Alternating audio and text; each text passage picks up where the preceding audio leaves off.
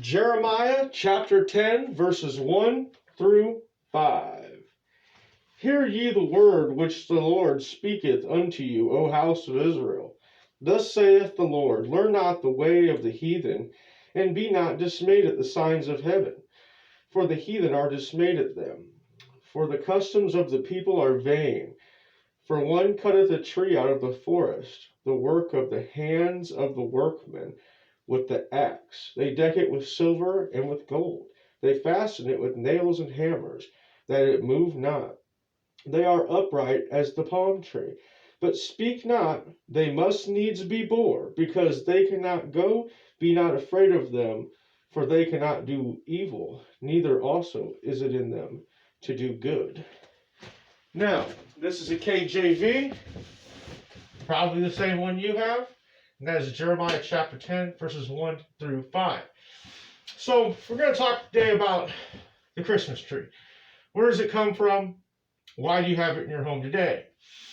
Well, it comes from the heathen, just like the book said.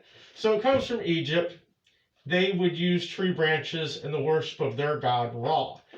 The god Ra is a human with the head of a lion with red eyes. And that is not an accurate depiction of the God that I worship. Probably not the one that you worship either.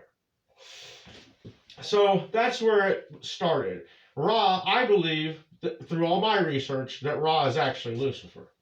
Now, when we go into, from there, it merges into paganism, where it symbolized light after dark, okay? They would bring evergreen trees into their homes, and they believed that these trees would protect them. And they believe that evergreen trees have magical powers. And I believe they do. When I walk into someone's house and I see a Christmas tree, it does give me a certain feeling. And we know what our Bible says about magic. Okay?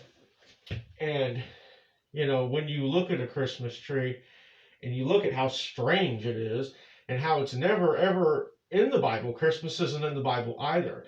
So, to help you along a little bit with this, I'm going to decode the Christmas tree for you.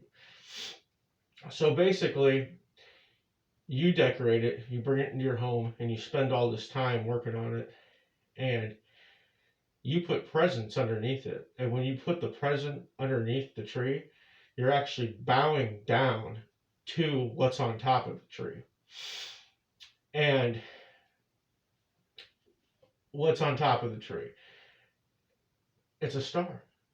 Well, what's that significant of? Well, why does it have 5 points? The 5 points of the star are what are symbolic to the occultists.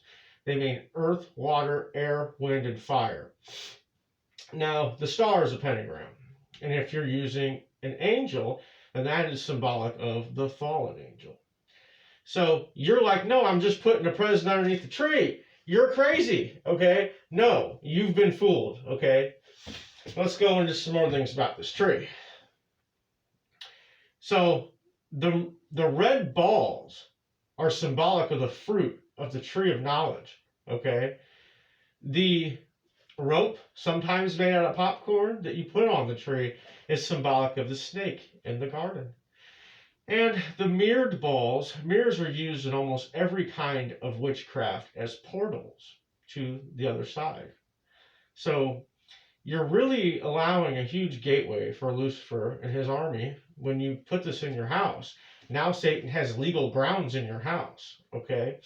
And when your child bends down to retrieve the gift from Santa Claus, which you've lied to him or her, and you should feel horrible about that. You're lying to your children. But anyway, when they bow down to grab the gift, you're basically telling them it came from Satan. And they're bowing down to that fallen angel or to that pentagram on top of the tree to retrieve the gift. So it's really a horrible, horrible thing that you're doing unknowingly. And I could get into December 25th more, but that's just your tree. And that's the real reality of what's taking place with your tree. And people who worship Lucifer are laughing hysterically at you. They are. And you don't believe me?